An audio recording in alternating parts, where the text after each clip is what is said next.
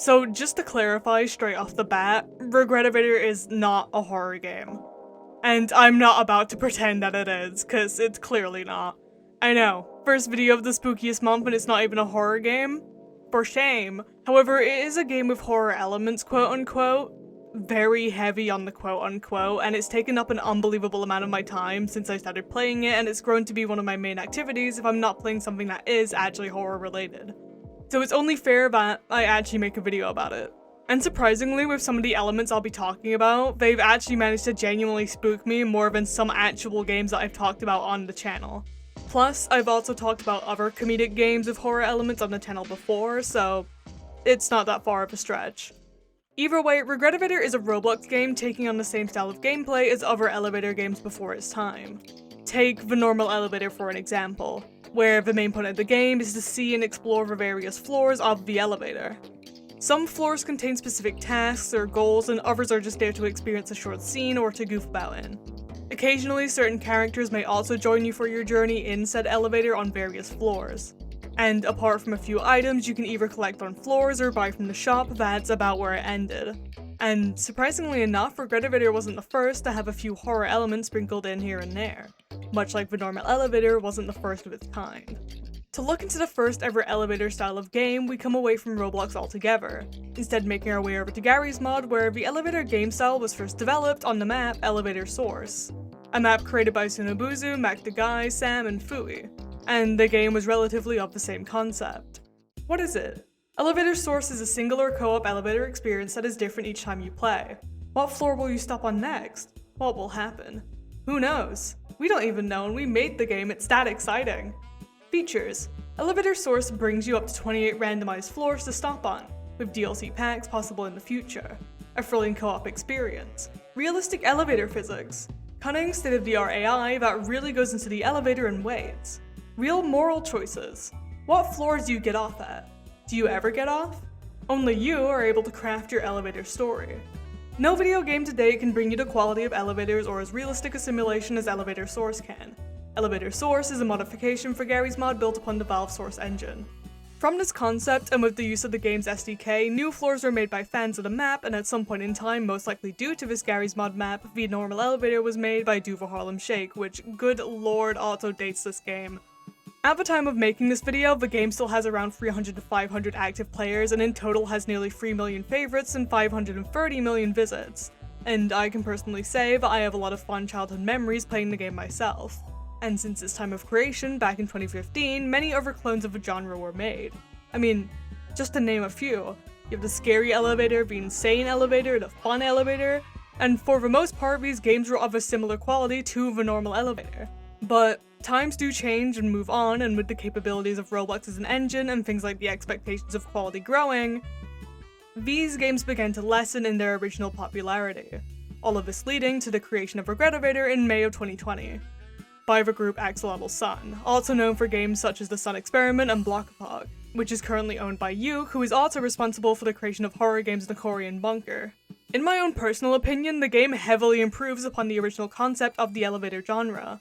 The floors feel a lot more entertaining and intuitive with their own original tasks and gimmicks, and in total are far more abundant, with at the time of making this video being a total of 86 floors compared to the original 28 and 31 that Elevator Source and the normal elevator had. The references, some of which I'll talk about in this video, are likable and oftentimes tie back to its old roots in things like classic Roblox and older elevator games. And the NPCs feel like fully fleshed out characters with different relationships to one another and amazing designs and personalities, which make me, oh, so normal about them. That won't be the only time you're hearing this in this video. The talent which goes into the game and just the time, creativity, and dedication that devs and contributors have to it is just really inspiring, and it's one of the main reasons why I decided to make this video in the first place. But don't just let me tell you that. Have a quick look at the game's trailer itself. Hi! What are you doing here? The party ended 8 hours ago. Hey now, why the long face? Something even better is coming up. Step inside the Regretevator, the fun-filled trip that never ends. We got racetracks, minefields, dungeons, obbies, jungle gyms, crazy flying teapots, busy streets, friends, foes, and so much more! Regretevator, only for the Roblox Virtual Experience platform. Rated Z for Zadie. And before anyone watching this in the future gets mad at me for leaving stuff out or forgetting things, which even now I probably still did, the game gets updated quite a bit, nearly every single Saturday to be exact, unless the update is especially big and needs to be pushed back occasionally. But as of making this video, I'm working off of the 12th of October 2024 update, and the video is set to be released around the 20th, maybe a little bit later. Probably a little bit later. Any update which may come afterwards and add new things is obviously not going to be in this video because it hasn't been added yet. And I'm a ghost, not a time traveler, you know? And also, what classifies as a horror element is vague and differs from person to person. For this video specifically, I'm going to be going on more of the broader side of the spectrum, also meaning some topics I'll be able to talk about more in-depthly, whilst others will just be a quick, oh, it's a reference to spooky game, moving on. For example, things like Scary Mike are a definite. I think that's pretty obvious. However, I'll also stretch to something like the Cardboard Maze floor because it includes references to horror games in it. However, I probably won't talk about something like the iPhone, since even though it has a chance of showing various horror characters like Jeff the Killer and the twins from The Shining, that's it. And with that all being said, I want to once again remind you that this video is not gonna be a serious one. The horror elements, quote-unquote, that I'll be talking about are more of an oh cool reference or a quick spook rather than an actual scare for the most part. So I do not want to be seeing that one SpongeBob gif because of this video. You know which one I'm talking about. Oh, and I'm also keeping anything that's April Ghouls exclusive out of the video to focus on just the main game itself. For the pacing of the video, I'm going to be splitting the various elements into a few categories, that being items, floors, the NPCs themselves, and then anything miscellaneous that doesn't fit into the other categories. Some categories may bleed into others. For example, for floors like Sebastian's store, it includes both Sebastian himself and items like the Flash Beacon and the Necrobloxicon. I'd talk about all of those at the same time since they're all connected to one another. This also applies for certain items that give off effects. I'll just talk about them both at the same time. And I'm also classing just effects on their own as items. But without further ado, it's about time we get into this elevator business, starting off in the items category. Also, before we get started, I want to do a quick reminder for both the new and old merch stores. By the time this video is out, the old merch store may be on the brink of closing or may have already closed. If not, then it closes on the 21st at midnight GMT. And you have about another 3 weeks before the new database merch over in the new store also disappears for good. That is all. You can continue now.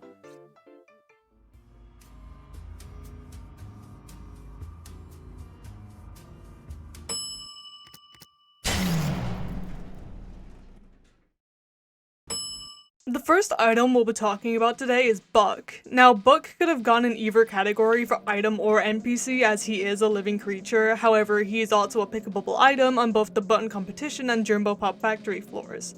And the items category was already small enough to begin with. So now he's going in here. On his own, Buck can be found lying about on either floor and can be bought from the shop space floor. He takes the form of a bowling pin with Jumbo's face plastered on it, who is another character I'll be talking about later on, along with a small green hat he bears which simply says sometimes on it. Whilst equipped, you can interact with Jumbo in various ways, giving him a little pat or spinning his hat. However, it's when you use the alternate action for him that we're greeted with text stating, "Are you sure you want to take a bite? Something bad will happen." Use the alt action again to confirm. After using the action again, a chunk is taken out of Buck, leaving him headless, as we gain the status effect of Buck's head.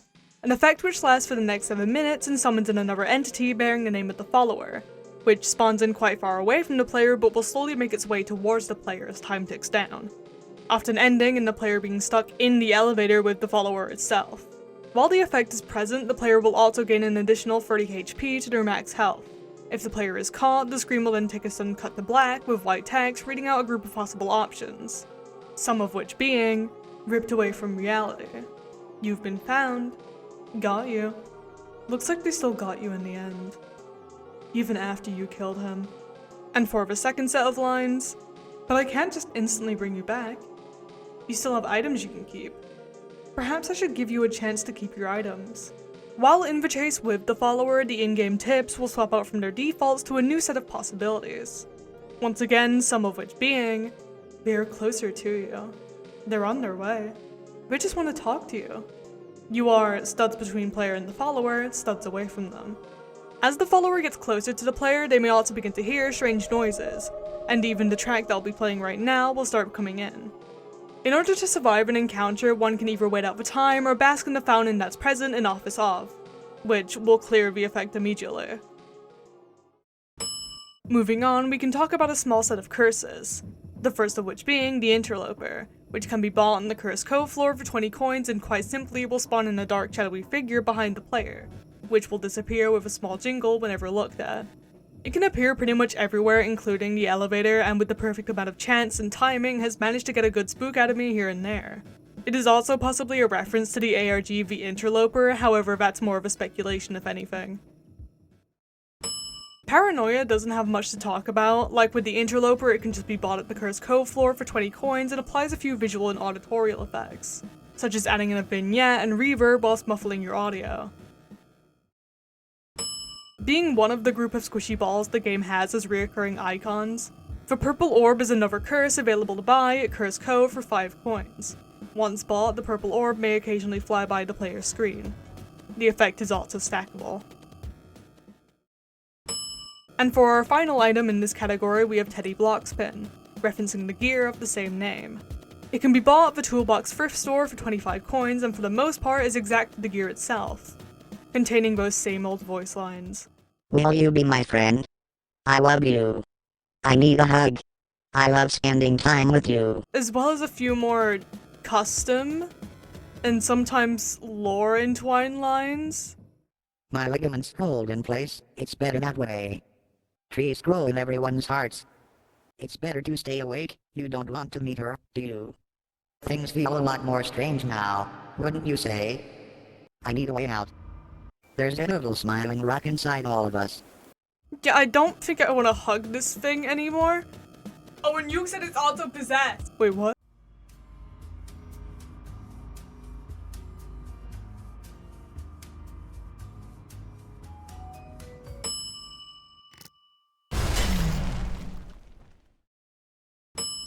Moving on to the floors category, we can take a look at the floor 3008, a large expensive IKEA being in reference to the other Roblox game with the same title, which in itself is a reference to SCP-3008, a Euclid-class endlessly expensive IKEA which is almost inescapable once inside.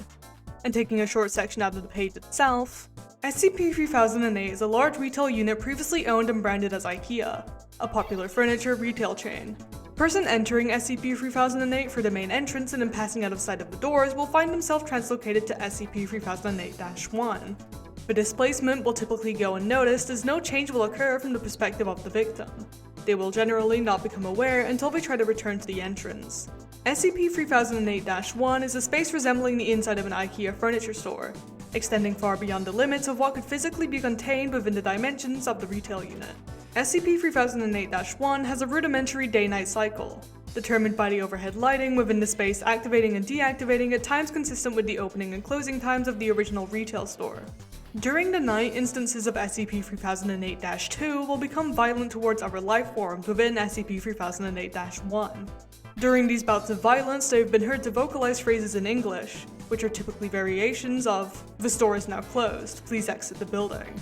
Once day begins, SCP-3008-2 instances immediately become passive and begin moving throughout SCP-3008-1 seemingly at random. They are unresponsive to questioning or other verbal cues in this state, though will react violently if attacked. SCP-3008-1 is known to have one or more exits located within, though these exits do not appear to have a fixed position, making it difficult to leave SCP-3008-1 once inside. Using any other door besides the main entrance to enter the structure or breaking through the walls of the retail unit leads into the non-anomalous interior of the original store. Much like in the game 3008, there is a chance for this day-night cycle to switch when entering the floor, which will oftentimes make it a lot easier to find Lampert, the NPC which can be found on this floor and who is the main objective of the floor. Alien Projector is one of the game's more rare floors and just consists of the doors opening to what seems to be a cinema playing an old black and white horror movie about aliens, titled The Attack from Venus.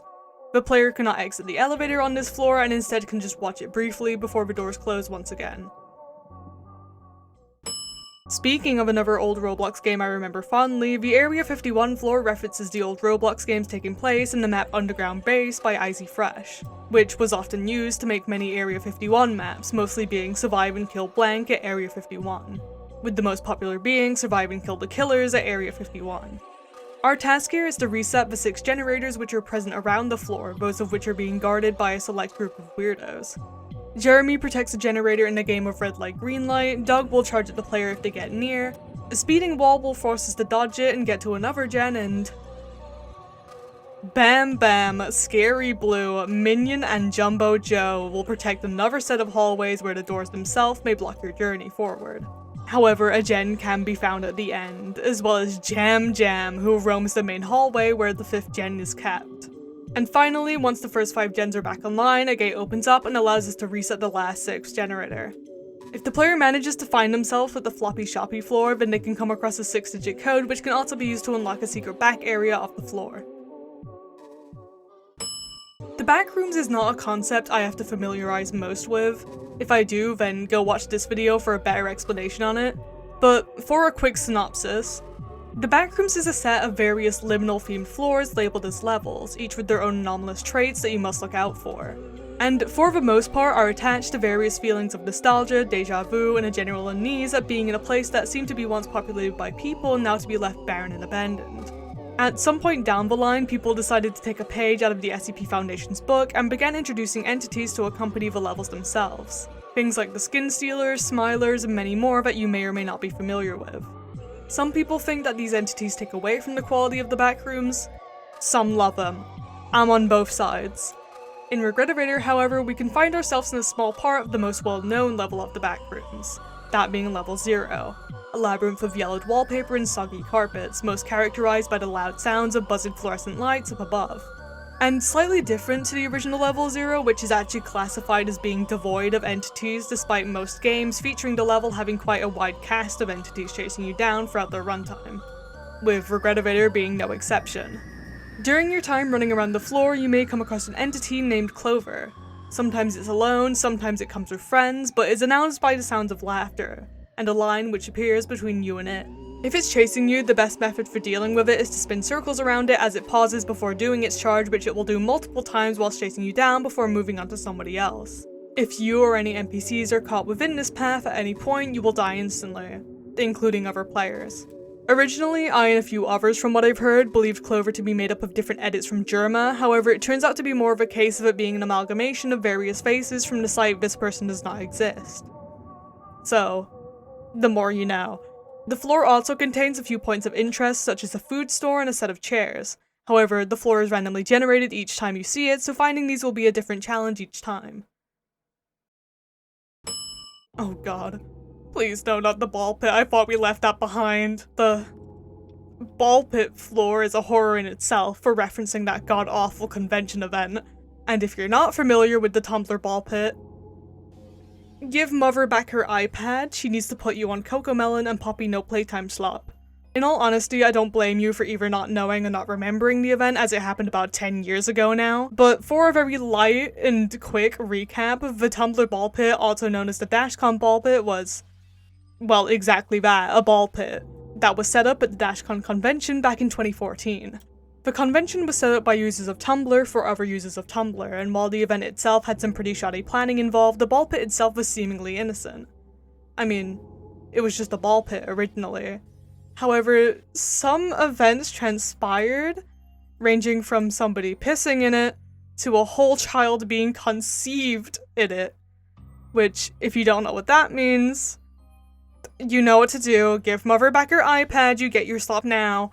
It's safe to say the pit itself is just a horror in itself, but Regretevator adds on to that with Too Fee and Too Fat, which you can find separately first down this long hallway near the elevator and find Too Fat where you can lure into the ball pit for a badge. They will rush after the player once close enough, much like Too Fee, who can be found behind a gate under the ball pit itself, a button nearby to let it out. The ground under the ball pit is a small maze-like cave area with coins scattered about to be collected whilst evading the 2 teeth monsters. One if you didn't originally go and get Too Fat. On its own, the birthday apartment map isn't a spooky level. The only reason I put it on here is the loud sudden appearance of the aspen tree at the end of a series of doors. I don't know, it's gotten me a few times. That's all. Much like with the birthday apartment, the cardboard floor hasn't got any spook to it on its own, unless you account for the Fafa door, which also gives the unique message of player could not handle the true form of Fafa if you die to it. Its main gameplay consists of just running around the many randomly generated rooms collecting coins along the way. However, it contains many references to other horror media such as Spooky's Jumpscare Mansion, SCP Containment Breach, Lethal Company, and AO Oni. Or Ao Oni. However the fuck you want to pronounce it. It's a neat little floor and even gives us Dobie, who will work like SCP-173 and even can be brought back to the elevator itself depending upon the generation of the floor, and will remain there until he is left outside of the elevator or some event causes him to disappear. Crumble Cube, and by extension its inhabitant, Slimnium, is a fleshy built environment containing a floating spinning cube in the center. The goal being to stay on the cube and not fall down into the flesh pit below. At the start of the floor, the text "Stay on the cube" will light up and Slimnium will greet the player with a variety of different phrases. Some of which being, "I don't think you'd take it kindly knowing why I brought you here. As much as I hate you, it's nice to see you. I do hope you enjoy these meetings as much as I do. Welcome back, Elevator Groveler. You received my invite? I didn't send it to you yet. I have no desire for you to exit this room alive. She was as beautiful as a rose, yet her eyes were as deadly as I expected." Before another variant of the squishy balls, the gum balls begin to fall from the ceiling, and the cube begins to spin for the rest of the floor's timer. Players also have a chance to be flung off into the abyss if hit by a gum ball. The area is dark and spooky looking, and that's enough for it to be put on the list. Slimnium as a character himself seems to be fused with the viscera-infested environment around them, and overall are just a pretty hostile intended individual. I think. It doesn't really tell us of its intentions, so I can't really be sure.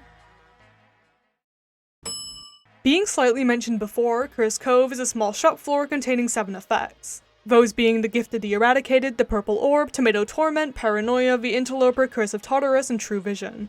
The floor is made of metal meshing, and at the end of the floor we can find Barb, who isn't actually a cat and is instead just a man dressed up as one, even though his ears still move. But I'm not gonna question it. However, he will do a backflip whenever we buy an item, which kind of distracts from the once again strangely fleshy room. Why is everything here fleshy? I will question that. At the back of the room, a T-posing Barb can be found alongside 2 giant versions of the Germ Pop, which I'll be getting to very soon. And of course, in the room to the right, a group of strange cat-like creatures can be found squirming around in there. The whole floor takes place over a void, and taking a look behind the elevator itself, we can find others just like it stored there. The main reason this floor made it onto the list is just the horror that comes with being forced to dance or be put into a meat grinder. Personally, I'd take the meat grinder, but the gameplay of the level is pretty simple. Brock, the guy in the loudspeaker, will call out a color occasionally. Better stand on said color or it's time to join the meat slop down below. After a few rounds, Brock lets us back into the elevator. The floor itself just resembles a dance floor, complete with spotlights and a disco ball. Dreamworld is another one of the game's rare / special floors, accompanying floors like the ball pit and the alien projector that I've already talked about, and is a reference to the Roblox game of the same name, which in itself is a fan game of Yume Nikki, a game which I've talked about more in-depthly on the channel before. After the elevator stops, we find ourselves in a bedroom containing its occupant. Not long after, however, a group of footsteps appear on the ground before taking us to what appears to be a section of White Desert B, where we can explore and collect coins before the floor ends. Really quick floor, possibly the shortest floor in the game, don't quote me on that, and up until making this video, I'd never even encountered this floor before. The doors open to a dimly lit hotel hallway, a figure stood at the very end. And as fast as the doors open, the figure comes gliding down the hallway as the doors shut once more. The floor here also references The Shining by having the same carpet pattern. DW Museum, whilst also taking the crown for one of my favorite floor soundtracks, appears to be a long winding art gallery. The player can go and explore by either following the path or jumping the railing like a disorganized little weirdo. The path itself also serves as a reference to the Scary Maze game, whilst the floor in its entirety references Ib, another RPG Maker horror title which I plan to talk about sometime in the future. There's no real task here other than to just look around at the photos, but it's a neat little reference. I was torn between talking about this floor now or talking about it later on when I talk about its owner, Folly.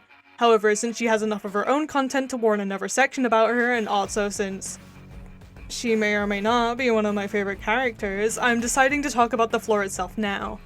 Eternal Limbo is the game's first and currently only boss-type floor, taking on the form of a nearly monochromatic aspen forest, apart from the red and yellow occupying a few parts of its environment, including the horizon, the lake, parts of the mirrors, and the many eyes observing the battle.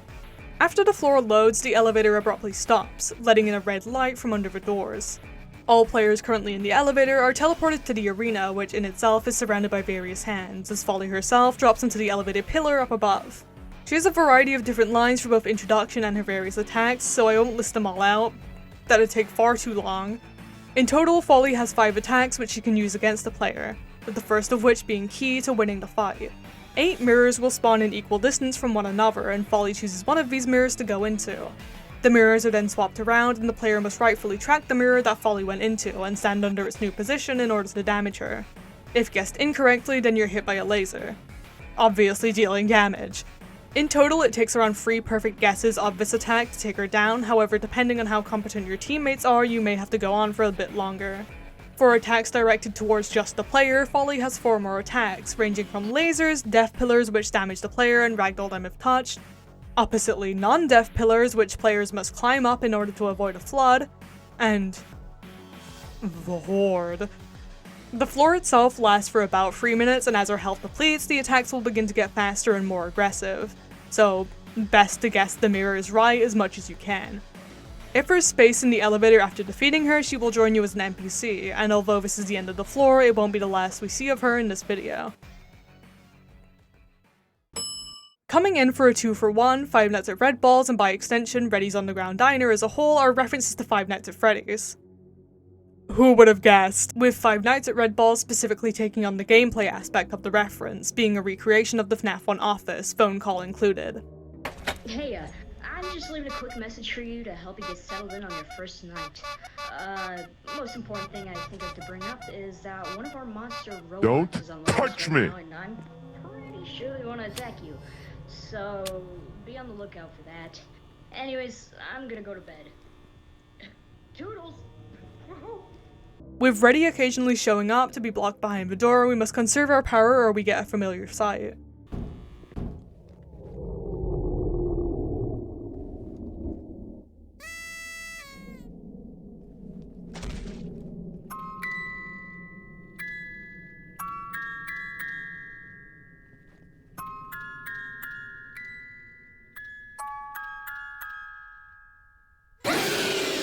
If we do survive the night, however, we're gifted with, of course, not a paycheck, but instead a coupon for half a burger.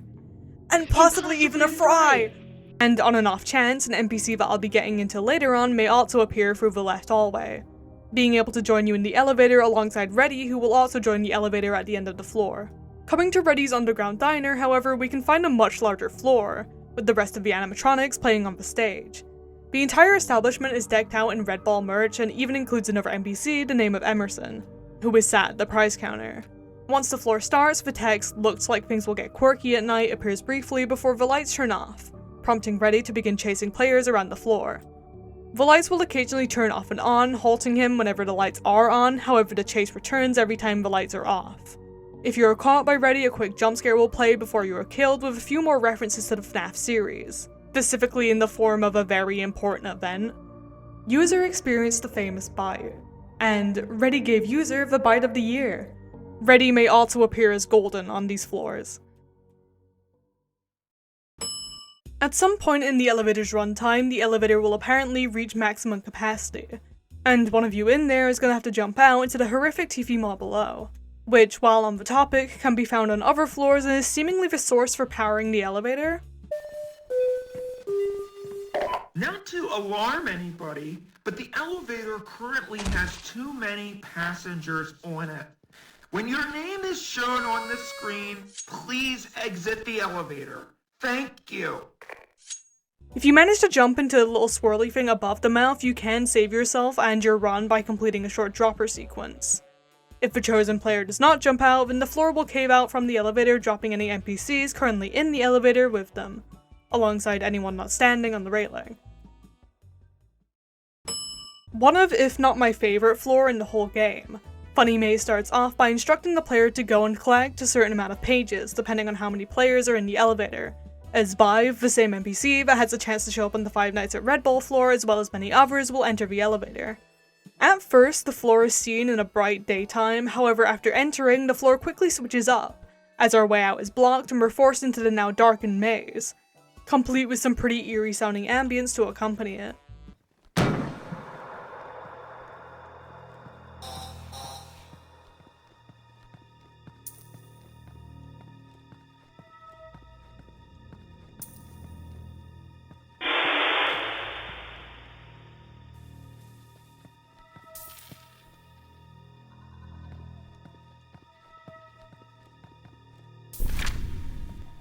And as we explore the maze, we can possibly come across a secret room at the back of it containing a ticket printer or a radio tucked into the corner of the maze, possibly belonging to Bive.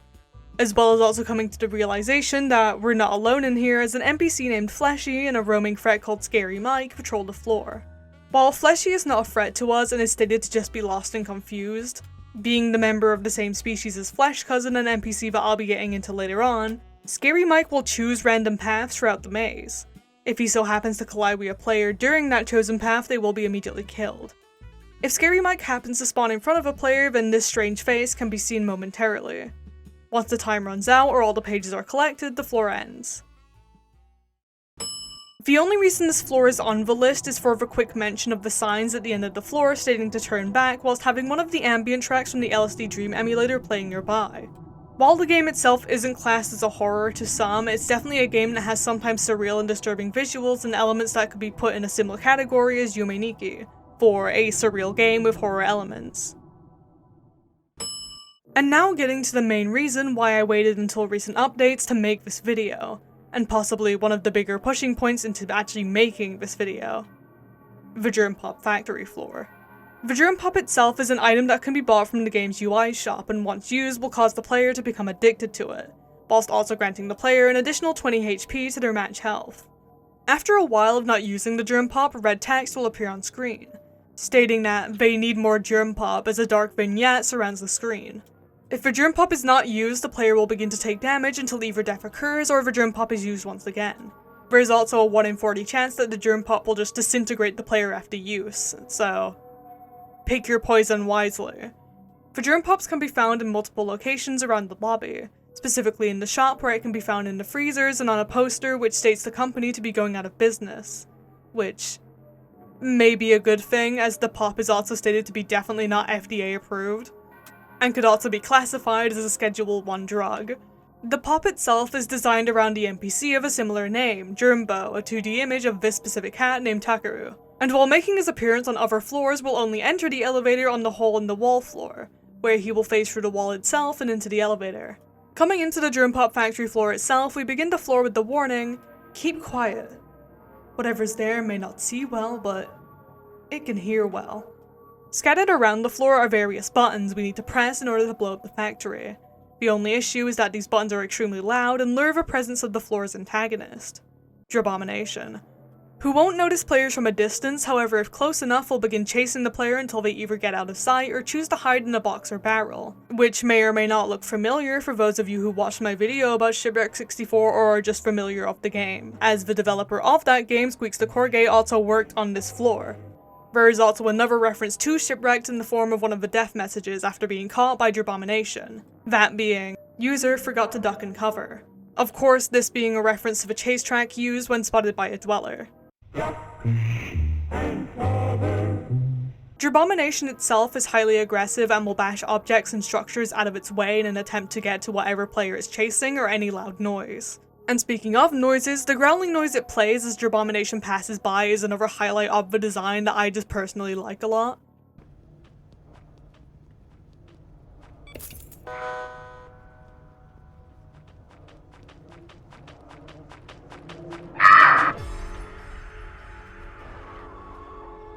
And the floor also takes the achievement of genuinely spooking me the first time I experienced it, brought to you by my friend who was recording it whilst being in the call with me.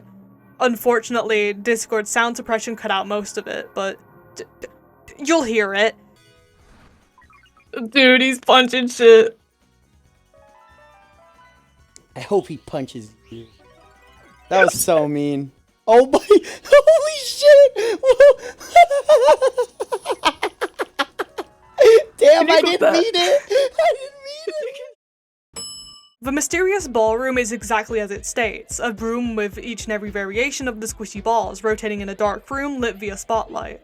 However, it's what was recently added here that's important, as behind the elevator we can find the location of a major death coming up later on in the list. Another floor which was mainly added due to its reference. The pet capture floor is actually a pretty cheery floor where you simply run around collecting whatever these things are and the various escaped critters which according to the text at the start of the floor belong to Moselle, a character which I originally questioned putting on the list due to her literally being the Princess of Hell itself, and her association with other NPCs I'll be talking about later on. However, I decided against it, only leaving her here as a small mention. However, for the list itself, the pet capture floor is a reference to Petscop, a series which I may or may not consider making a video about in the future. Alongside a few of the other crossovers Regretevator has had, Pressure, a game based around the same type of gameplay as titles like Doors and Spooky's Jumpscare Mansion, gives us Sebastian's store, an area available in the game itself and which has been recreated for the elevator. Sebastian himself will greet the player and will react to various items much like the NPCs in the elevator would. And if agitated enough, or if the flash beacon item, which is also a part of the crossover, is used on him, he will shoot the player instantly killing them, but giving them both an emote and badge along with a corresponding badge and suit in Pressure itself, based off of the Unpleasant Gradient NPC. The flash beacon can be used on the elevator NPCs to a variety of different reactions, and the Necrobloxicon, which can be bought on this floor, will highlight NPCs and some props. Through this door on the right of the elevator, you can explore a bit of the outer hallway, which is also present in Pressure. Another shop floor available to visit is the shop space floor, a dimly lit nighttime convenience store ran by Infozo, one of the game's many Glaggle-themed characters which will observe and stare at the closest player to them. They have a few different voice lines that will occasionally just let out a giggle or a laugh, and in specific are based off of the Glaggle of the same name. A variety of different items can be bought in the shop, including the Glognut, Token of Midas, and of course, Buck can also be found here. There's also a chance for an NPC I'll go into more in depthly later, Mr., to be wheeled into the elevator by Mr. Maneuverer on this floor. The Gift of the Eradicated is also grabbed here. Sound of Sci-Fi takes place in what seems to be a lecturing room / operating theater, in the middle of which is an operating station with a strange green substance left on it. On the chalkboard there's a diagram and text referencing a cerebrum melter, and the exit door is blocked up by various coffins, a banging noise being heard from the other side of the door. And the whole thing itself is actually a reference to the Team Fortress 2 map Rottenburg, being a recreation of a small section of the map itself. Taking the description of its title, the suspiciously long room is a long beige-colored hallway scattered with furniture, small sections of parkour, and gaps in the walls which are accompanied by various photos of strange and liminal-looking photos. And the whole floor plays the track all you're going to want to do is get back there by the caretaker. The goal of the floor is to get to the end without being killed by Tarmite. Oh. You don't know who that is? You don't know Tarmite? Tarmite is a long metal speeding wall which will charge down the hallway at an extremely fast speed, around every 10 to 15 seconds, and it's up to players to gauge this and hide in the gaps in the walls to avoid being hit. Something which I find very hard to do. Oh fuck. Girls dancing around without a care in the world. You see that? Not a single dang. You choked right at the end. That's a tragedy. Once at the end, players go up a ladder into a glass room above the hallway and watch others' attempts to get to the end. Coming out of the elevator this time, we are greeted to the outside. We're not on a floor per se, but we're instead looking at the shells of the many other floors there are. In front of us are many warning signs scattered about, most likely preventing us from falling out into the void below. The numbers on the huge cubes are randomized, but really begin to put into context how many floors there really are in the grand scheme of the elevator itself. Two Stud Camp takes place in the middle of a large expansive forest, with the camp itself nestled right in the middle of nowhere. A decent amount of wooden structures can be found throughout the area, with the main points of interest being the cauldron in the middle of the floor and the many aspen logs which are spread throughout. There are also many photos and messages on the floor, however I'll go through those when I get to talking about the floor's inhabitant NPC, Spud, as they mostly revolve around them. After a short while of exploring the floor, a wind passes through the area, blowing out any of the fires as the group of UFOs begin to terrorize the woods. Our task now being to bring the aspen logs to the cauldron and light it to scare away the aliens which belong to a species known as Narpians, which, as you can guess, is what the NPC Narpi belongs to, who can also be found on this floor on the off chance that Spud does not appear and the player is hit by the UFO with the green beam. And coming up to our final floor, we have UES, or more commonly referred to as Jalba's floor. Speaking of, at the start of the floor we can see Jalba scurry off before we're tasked with finding him, in one of the many boxes scattered around the floor. Oh, and Bive may also appear here. If under the effects of the Glognut, Jalba can be found pretty easily using the Glognut compass, which also points towards the closest Glaggle-themed entity. However, he will not appear on the radar, which highlights nearly everything else. The space is once again of a liminal style, now taking place in an office-type environment. And along with the many demotivational poster, we can find a few signs written in German, hinting towards the floor possibly taking place in Germany itself. When Jalba is found, he will lunge out of the box, making a loud noise before poofing off to another box. The floor ends either when time runs out or Jalba is found however many times is needed.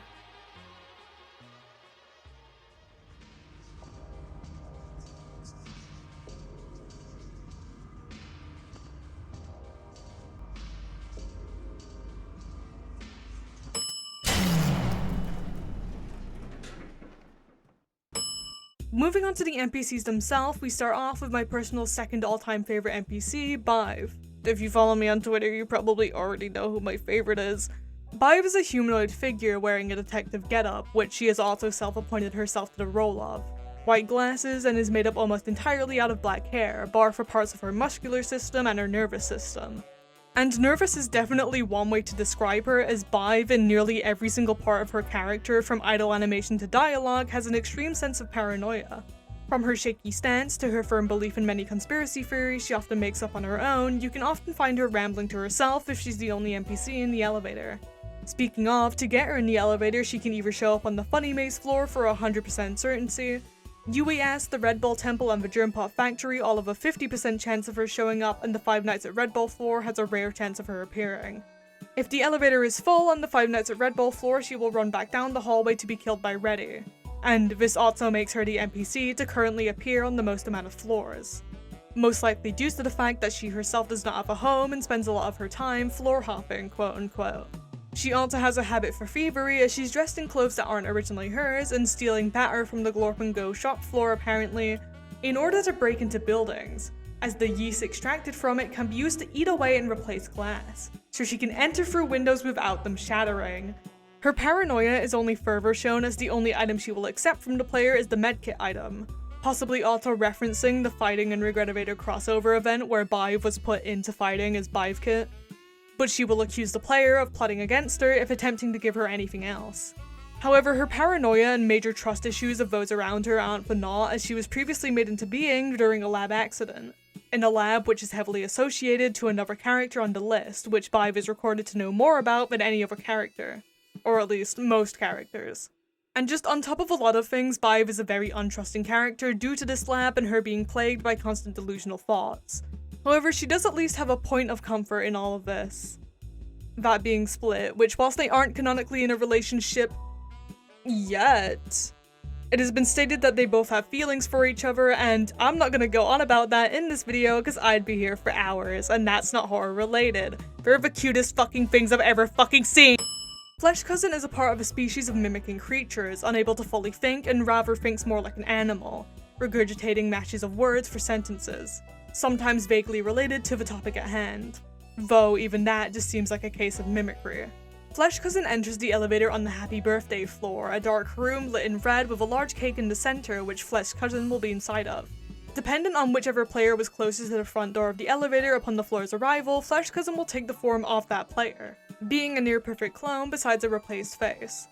If the elevator is full or if another condition is met that I'll talk about shortly, Flesh Cousin will instead take a vent in the roof, leaving the area. And of course, another confused and lost member of the species can be found in Funny Maze. The species in general are comparable to parrots, which is ironic in the way that they are said to get along with parrots. And just nearly everything about them depends on whoever and whatever it is currently mimicking. Oh, and now it is that time. The biggest push for me making this video and single-handedly my favorite character.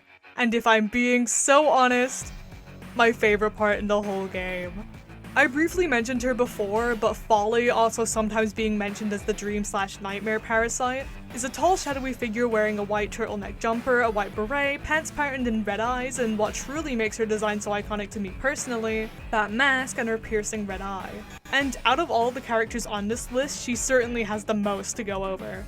Before her full addition into the game, we need to go quite the long ways back, where prior to the update of the 11th of May, nearly every single one of the NPCs would speak of these strange nightmares that they were getting, speaking of either some kind of shadowy figure or that red eye. After the 11th, however, these nightmares seem to have ceased. A good enough outcome for most of the NPCs, however for one specific NPC this meant more harm than good. This NPC being none other than Pest, a humanoid beetle reminiscent of the old guest avatars, known for his more standoffish and easy to annoy personality. However, he was at the front of whatever was going down with Folly, and an entire comic between the two was posted sometime while this was all going down, kinda detailing what these nightmares would have been like.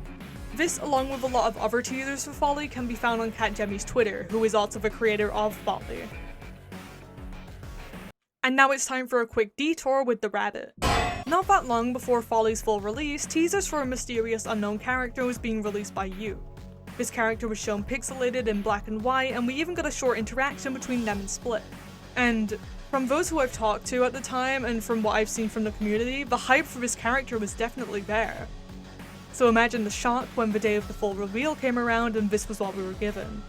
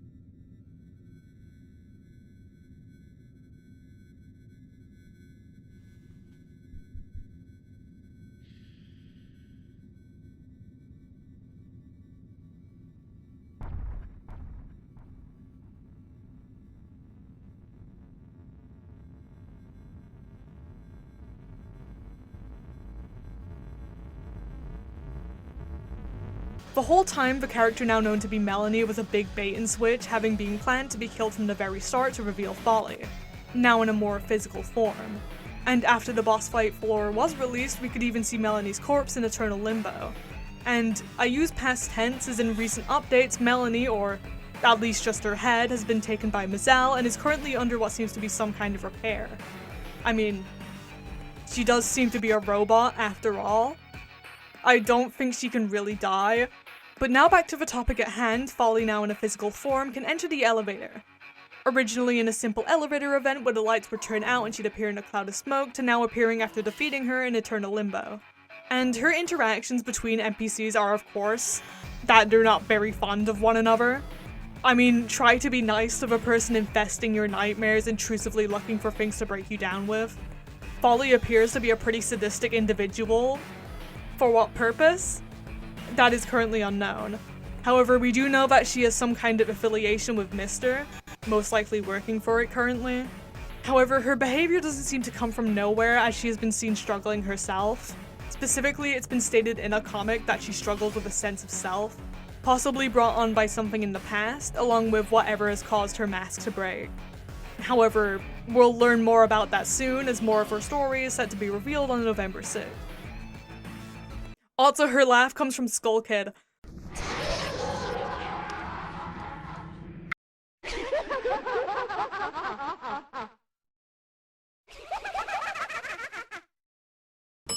Probably one of the more ominous NPCs in the game, Mr. is an entity that we don't know a lot about. However, much like Folly, it is very disliked by those around it. Mr. takes on the form of a rock bearing 3 eyes and a grinning smile. Its intentions are unknown, mostly because it speaks an SCP wiki page. However, if it's in the elevator, NPCs won't enter, and those of which still are in the elevator are likely to die at its hands, as it chooses to do so instead of initiating conversation, only truly speaking to Folly and Poob, aka Party Noob. To get this thing into the elevator, it can be found on the shop space floor, and has a chance to be wheeled into the elevator by another entity simply named Mr. Maneuverer, who will drop off a box into the elevator which contains Mr. itself. Occasionally, the light will shut off and Mr. will turn to look at the nearest player once they turn back on again, and anything thrown at it will be deflected back at the player that sent it. And coming back to other entities that dislike it, Mr. can be killed by 3 NPCs, if it doesn't already leave on its own, those being Dr. Retro, Mock, and Jumbo, who all kill it in their own means. Attempting to get rid of Mr. via the frightening floor will only lead to it coming back after the floor of the elevator returns. And on the Happy Home Party floor, the phrase "Fallen gods have fallen legacies" can be found alongside a drawing of Mr., possibly hinting at what it really is, even having a cult surrounding it following the symbol of the axolotl sun, the only difference being that it now has an eye in the center instead of a smiley face. And this eye is also what leads to secret parts of certain floors. However, as of right now, there's still a lot more about it that is unknown to us, but its existence leads to something larger going on. Ready is just plain and simply a reference to FNAF, much like with the floors associated with it. It takes on the appearance of a slightly decrepit Red Ball style animatronic and occasionally may be found in its golden variant. If sprayed, it will damage the player with electricity or send out a damaging red-hot red ball, or alternatively a green healing ball if given the petal cone. Occasionally, he will be possessed, however it's not restricted to a singular soul. Bud made it onto the list not by being scary or strange acting, but rather what happened to them. Bud has the appearance of a... can you even call it humanoid anymore? Figure with elongated arms, a green shirt and a blue bow tie with a deformed face wearing a bucket on its head. After entering from 2-stud camp, they can be interacted with, however this is in the form of clicking on them, warranting in them getting pissed off and blowing up around the 250 to 500 mark. However, this explosion can be halted if players cool them down with the spray bottle. Being on the floor with aliens on it, it's not much of a surprise that Spud's current luck comes from it being kidnapped, experimented on, and tortured by Narpi and the other Narpians. Prior to this, Spud's name was actually Frank Smith's and used to work as a camp counselor alongside other character Sarah. And while still having fractions of their memories of camping and his previous identity, Spud is now so brain damaged that the bucket on their head is required to keep their brain in place. And they've become semi-restricted to only speaking in Spud, which was also the nickname given to them by this same Sarah, who we can see alongside Frank in the photo scattered around 2-stud camp. However, it also seems to be that the two still recognize each other. So, I guess there's still some good in all of this. Unpleasant gradient, or simply shortened to unpleasant, is a flat 2D rectangle colored as an unpleasant looking gradient. I mean, just look at it. It has a chance to appear on the infected apartment floor, and once inside, the elevator spawns one-sided interactions with NPCs, who will act aggressively towards it, oftentimes even giving it death threats and just generally stating how horrific it is to look at. And that just look at it, it's just a horror all on its own. It also apparently ate a cat, / might have eaten a cat. I mean, no, it definitely ate a cat. And it could just go in the list for that alone. And finally, before I quickly get into the miscellaneous category, I just want to go over some of the cast Halloween outfits because I think they're pretty cool. And I swear this list definitely isn't just in the order of my favorite characters to least likable as a ploy so I don't have to do a tier list on them. I would never do that.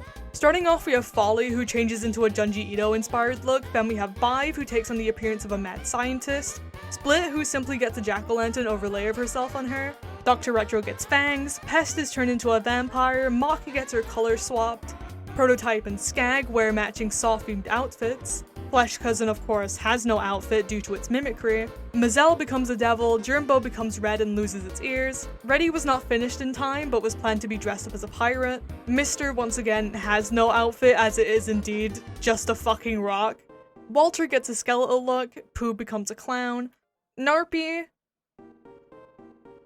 I don't even know what he's meant to be, Infected, who is dressed up as Griefer from Block Tales, Lampert gets a jumper, same with Spud, Mannequin Mark becomes a cowboy, Pilby is a candy corn, and Unpleasant becomes Missing No.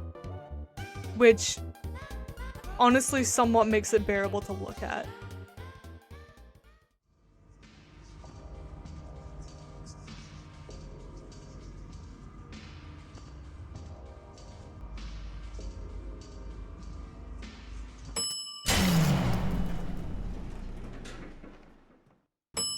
Coming into the miscellaneous category, we just have a few more shorter sections.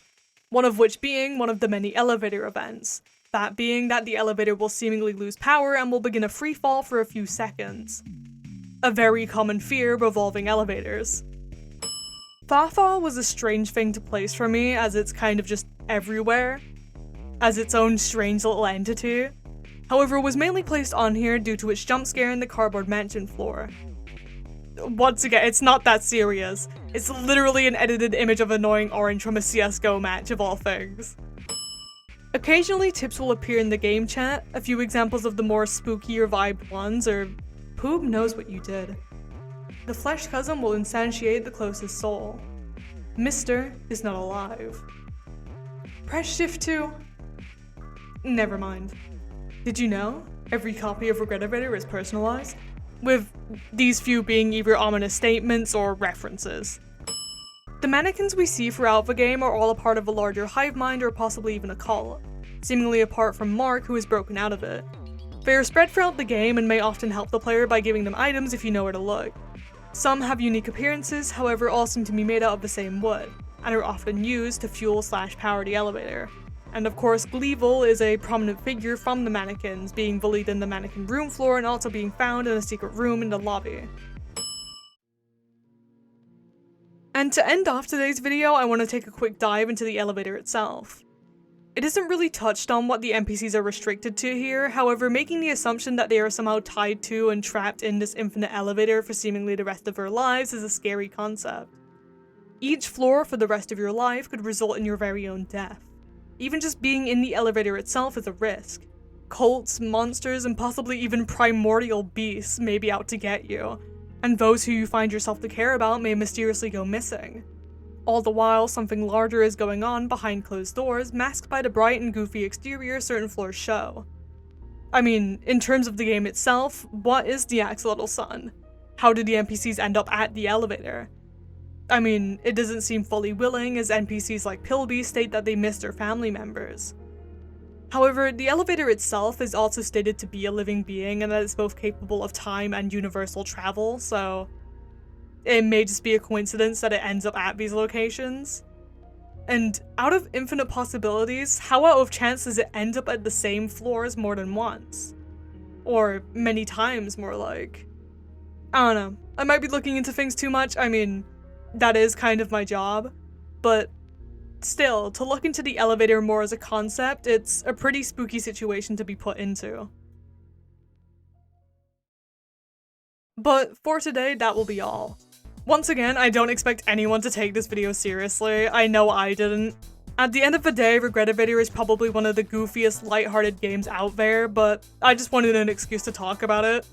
I've mentioned a few names throughout the video, however a full list of the developers, voice actors, musicians, and other contributors are all available both in the wiki page I grabbed most of the information for today's video on and in the game itself. The game is just extremely well made, and it's clear to see why it's become one of my favorite pastimes, and why it's become as popular as it is. It's just a nice gameplay loop. It's chill, it's fun, I like it.